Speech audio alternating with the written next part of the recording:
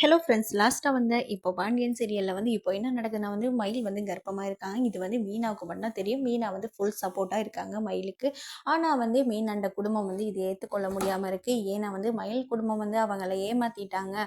அதாவது மாப்பிள்ளை வீட்டாரை ஏமாற்றிட்டாங்கன்னு சொல்லி செம்ம கடுப்பில் இருக்காங்க. அதனால மயிலுக்கு வந்து ஏற்கனவே கர்ப்பமாக இருக்கேன்னு போய் சொல்லிட்டான்னு சரவணன் கோவமாக இருக்காரு. இப்போ சரவணனும் வீட்டை விட்டு மயிலை வந்து அனுப்பிடுறாங்க. அனுப்பின பிறகு இப்போ அவங்க கர்ப்பமாக இருக்காங்க அப்படின்னு சொல்லி இப்போ சரவண்கிட்டயே போயிட்டு சொல்ல அதுக்கு மயில் வந்து சொல்கிறாங்க, இந்த பிள்ளைக்கும் எனக்கும் எந்த சம்மந்தம் இல்லை, இந்த குழந்தைக்கு இது யாருட்டு குழந்தையோ அப்படின்னு சொன்னக்கே மயில் வந்து உடைஞ்சு போயிடுறாங்க. ஆனால் மயில் வந்து தங்கமான பிள்ளை இருந்தாலும் மயிலோட வாழ்க்கையில் வந்து யார் முதலே தப்பு செய்கிறான்னு பார்த்தோம்னா மயிலோட அம்மா அப்பா தான் தப்பு செய்கிறாங்க.